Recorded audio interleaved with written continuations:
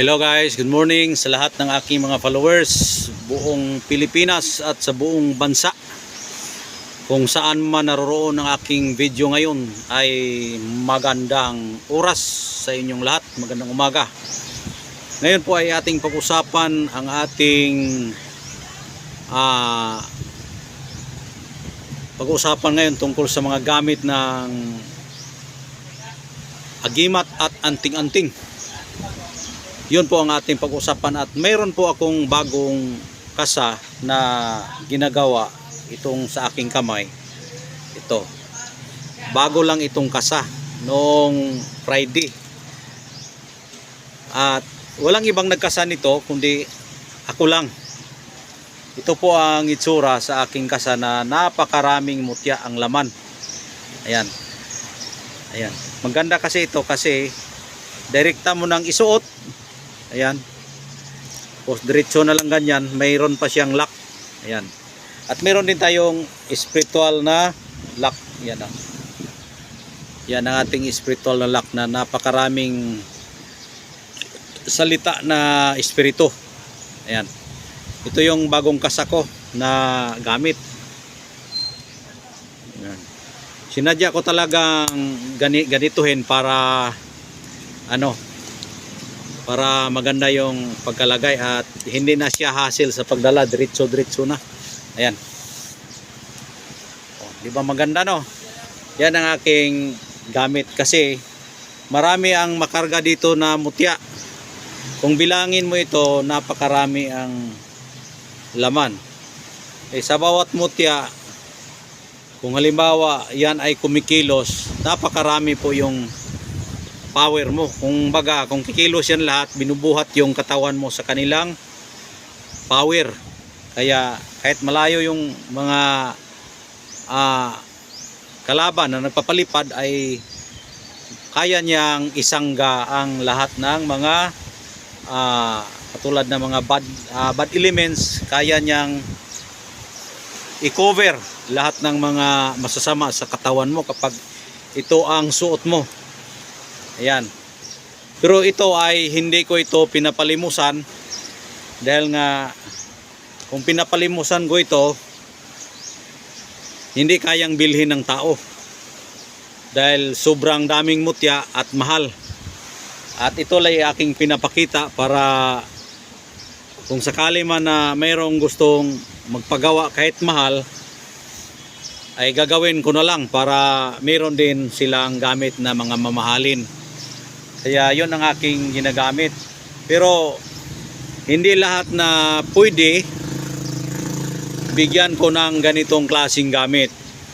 Dahil binibilang ko lang yung taong naniniwala sa akin, tapat sa aking pagkatao, tapat sa aking bilang isang leader, tapat sa akin yung sumusunod sa akin lang ang pwede kong bigyan nito. Dahil nga ay ito ay pinaka the best na gamit na pwede nating gamitin sa ating proteksyon at swerte. Kaya yun ang aking ginagawa. Natapos ko na ito yung mga 6 na araw na. 6 na araw na itong natapos kaya ngayon ko lang ito na i-vlog. Kaya yung gustong magpagawa ay meron tayong ginagamit na screening para meron ding magkakaroon ng ganito. Dahil lahat ng tao naman ay gusto nito pero ipadaan ko muna sa screening para yung makatanggap nito ay makapasa sa screening ko, meron silang matanggap na ganito. Yun ang aking unang gagawin sa tao na naniniwala sa akin at palaging sumubaybay sa aking video.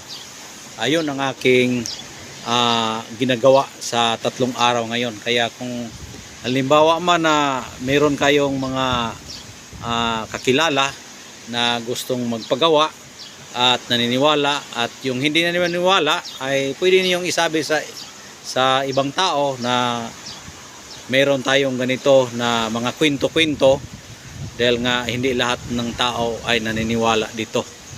At yun lang aking masasabi at meron din akong bagong nakuhang gamit na mutya nga nakuha ko ito sa bukid doon sa daanan. Ito nakuha ko. At ang kulay niya ay yung 3 piraso. Itim. At super ganda talaga siya. Super ganda. Itim ang kulay. Kita ko sa inyo ha. Ilagay ko lang ito kasi dito. Ito oh. Yan oh. Itim siya. Ito ay pinapalimusan ko rin ito. At napakaganda talaga siya. Ayan. Ipokot mo lang yan. Lagyan mo ng tali. Ipokot mo. Tapos ikwintas mo. Katulad nung nakarang araw na na-vlog ko. Mayroon akong nakuhang ahas na itlog niya na nakuha ko. Pero may nakakuha na yon.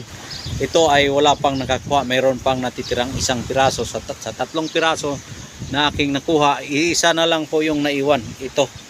Kasi yung dalawa ay may nakabili na.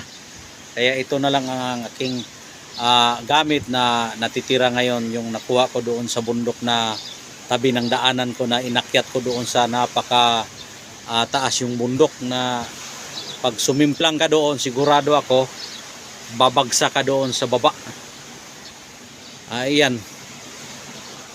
Ito ay itong klaseng hindi ko ma-explain dahil nga ay kapag espiritu kasi ang pag-uusapan, alam natin kapag espiritu at birtud lang yung ating hinuhuli, yun lang po ang ating pwedeng ma-explain. Oh, dahil nga ay adilisa, no? Dahil nga ay kapag ganito kasi ang ating hindi ko ma-explain kapag power kasi ang pag-uusapan. Ako iba kasi ako, kapag power ang pag-uusapan, lahat power iniipon ko yan para magiging super power tayo. Lahat power, halimbawa ito power, tapos may power pa. Bawat mutya ay ang ibig sabihin yun ay power.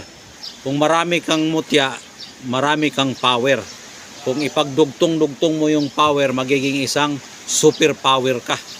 Ayan po ang ibig sabihin. Kaya sa mga nagtatangan ng mga maraming mutya, saludo po ako sa inyo. Dahil nga ang maraming mutya, maraming gabay. Pero depende po yan sa paglagay sa pag-arrange sa gamit. Katulad nito, ang pag-arrange ko ay ito. Ito ay isang puro mutya. Yan, puro po yan mutya. At ito rin ay puro din siya na orasyon. Ayan, orasyon o salita ng espiritu. Dahil kapag magsabi ka ng orasyon, yung orasyon kasi ay yung sinasagulo, memorize yan. Pero may power din yung orasyon kapag ang karga mo ay tunay na pagka-orasyon na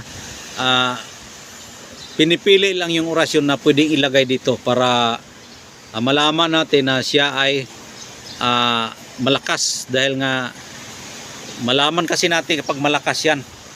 Kasi pagbasa mo lang at ipikit mo yung mata mo, maramdaman mo yung lakas. Dahil nga lahat ng mga antingero na tunay ay kahit nga makikita yan ay malaman na tunay.